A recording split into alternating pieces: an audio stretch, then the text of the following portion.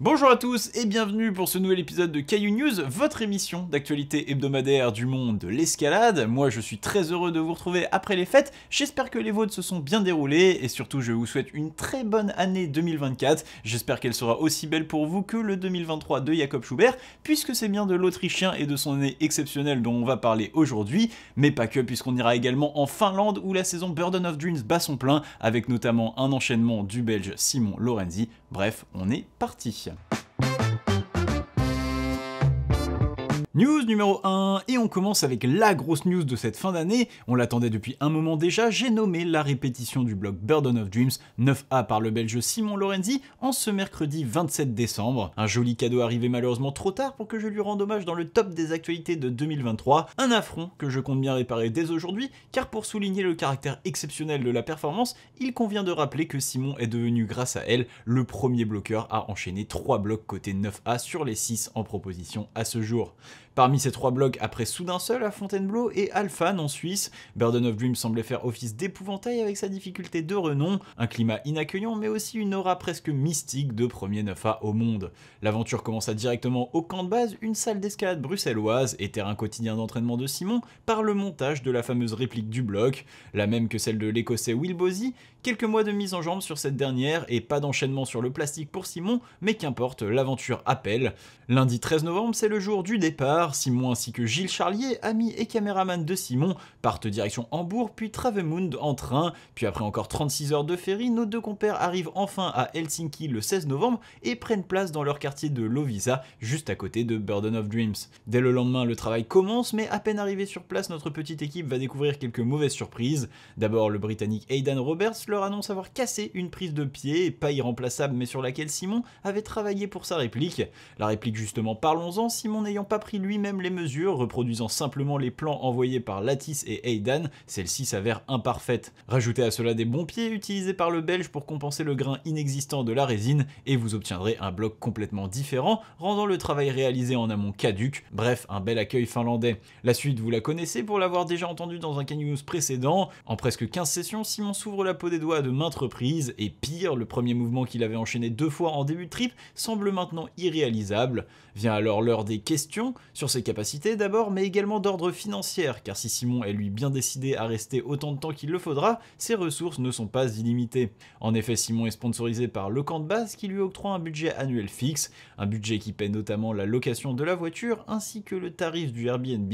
deux facteurs qui allongent la note un peu plus chaque jour, bref, la manne s'amenuise et commence à peser sur le mental. C'est alors que, décidant de prendre une journée de repos actif en salle d'escalade, il croise Elias Yaniema, le bloqueur italien qui, souvenez-vous, en compagnie de Stefano Ghisolfi, faisait lui aussi partie des prétendants à une répétition de Burden. Tombé déjà 7 fois sur le dernier mouvement du bloc avec sa méthode pif-paf magnifique mais très aléatoire, Elias le dit à Simon, la clé c'est la patience et se présenter face à Burden sans être à 100% est synonyme d'échec. Devant ce conseil avisé, Simon choisit alors de changer de stratégie, alors que durant la première partie de son trip, il alternait une journée de travail avec une journée de repos, il réduit le rythme et va même parfois jusqu'à attendre 3 jours entre 2 sessions sur le rocher. S'ensuit 10 jours de mauvaises conditions, mais juste après les résultats surviennent enfin, et le 20 décembre, Simon réussit de nouveau le premier mouvement et l'enchaîne même 4 fois d'affilée. L'affaire est une question de temps, les mauvaises conditions forcent le Belge à patienter auprès du sapin avant de décrocher son étoile, la deuxième répétition de Burden of Dreams qui arrive enfin le mercredi 27 décembre, soit 2 jours plus tard. Simon et Gilles peuvent enfin rentrer chez eux,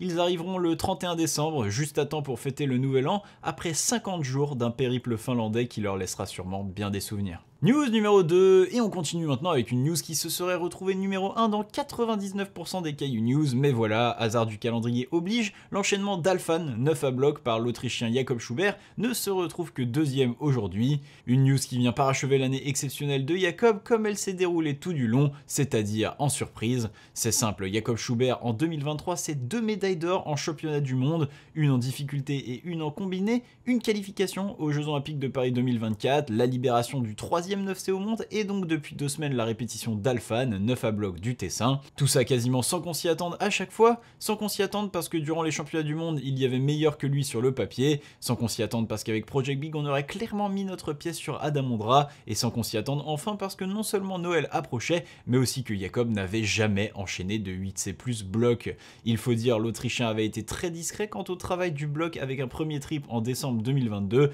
et un nouveau en janvier 2023, puis par la suite trop occupé à rouler sur tout le monde lors de la saison compétitive, Jakob n'avait pas pu revenir sur le bloc avant ce mois de décembre. Enfin, quelques sessions auront donc suffi pour l'Autrichien, devenant le 22 décembre dernier le premier grimpeur avec un 9C falaise et un 9 à bloc à son palmarès. Une réalisation qui lui permet de remonter à la 2e position de mon classement des Schubert les plus prolifiques de l'histoire, juste derrière son célèbre compatriote compositeur, mais une réalisation qui pose surtout la question: Jakob Schubert 2023 est-elle la meilleure année de l'histoire de l'escalade? Alors évidemment, d'un point de vue purement numérique, oui, puisque les cotations de 9 à bloc et 9C sont très récentes, mais je me suis permis de rechercher pour vous quels autres grimpeurs auraient proportionnellement au standard de leur temps pu rivaliser avec une telle performance, et spoiler alert, eh bien c'est pas facile. Entre les nombreux grimpeurs ne prenant pas part au circuit compétitif, les spécialistes de l'une ou l'autre des disciplines, et enfin le fait que plus on retourne dans le temps, plus la polyvalence est rare et le bloc très peu développé, et vous obtiendrez une poignée de grimpeurs restant tout au plus. Parmi eux, l'un fait office d'évidence, le Tchèque Adam Ondra. Je suis donc allé chercher du côté du Tchèque en regardant chacune de ses années phares, sauf que son profil a 2 gros problèmes.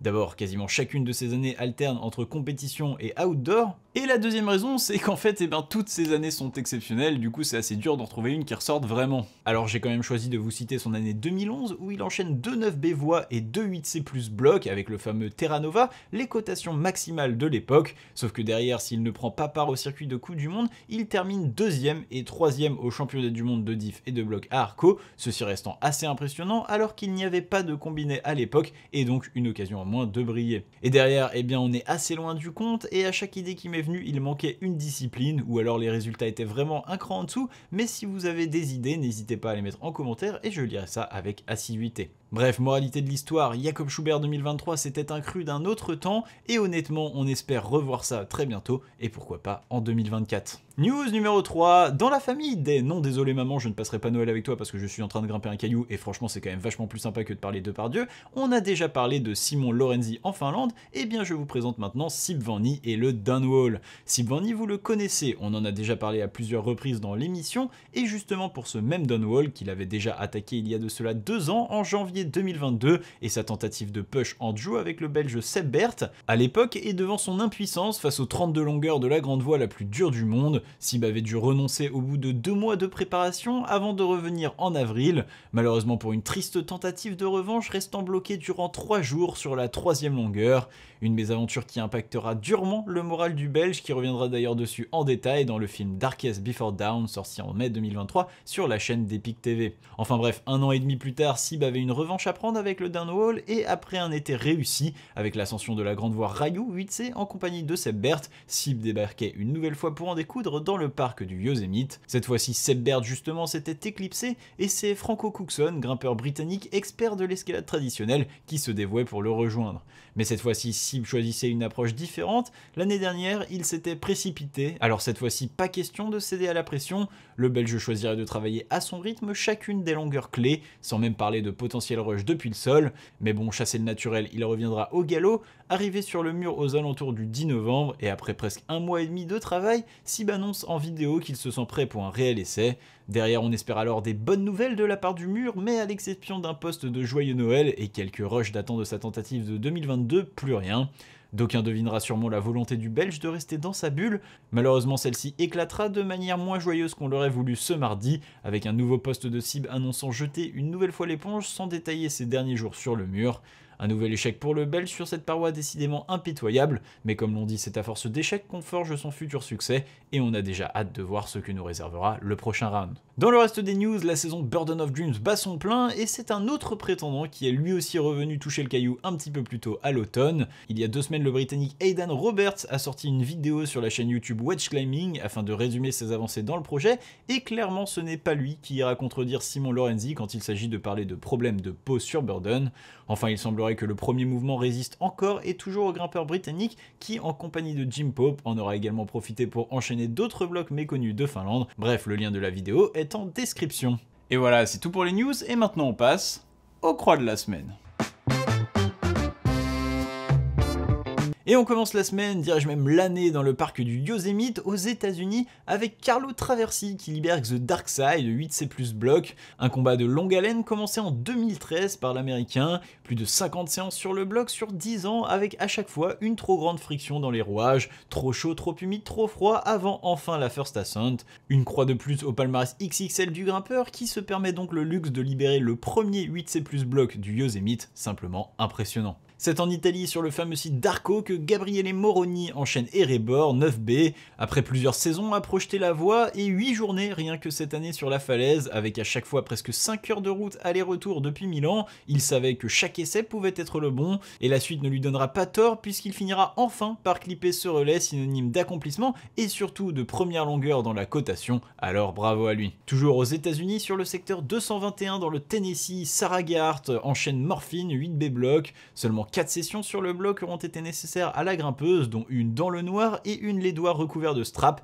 pour venir à bout de la bête et d'une année complète avec plus de 15 blocs dans le 8A et plus. C'est maintenant vers le 8B+, et au-delà que les yeux de la grimpeuse sont tournés. Malheureusement, ce accessible proche de chez elle pourrait ne pas convenir à son style, et n'étant pas professionnel, il faudra donc s'armer de patience pour se lancer dans un gros process. Il fait apparemment bon grimper aux US avec enfin Beckett Hassin qui enchaîne The Game 8C bloc à seulement 14 ans. Premier bloc dans la cotation pour le grimpeur qui avait déjà repoussé ses limites en septembre avec son premier 8B+, une croix de choix acquise après 8 sessions de travail étalées sur 2 ans, soit tenez-vous bien un 7e de sa vie. Pourtant le jeune bloqueur décrit la croix comme lui ayant demandé moins de travail par rapport à ce qu'il avait imaginé. Enfin bref, avec un tel départ on imagine déjà la bête sur du plus dur, plus glissant et pourquoi pas plus européen, mais pour cela il faudra encore attendre un peu. Et voilà, cet épisode est maintenant terminé. Comme d'habitude, moi j'espère qu'il vous aura plu. Si c'est le cas, n'hésitez pas à laisser un j'aime sur la vidéo, à vous abonner à la chaîne si ce n'est pas déjà fait, à laisser un commentaire si le cœur vous en dit, et pourquoi pas à venir nous soutenir sur notre page Tipeee, vous trouverez le lien en description.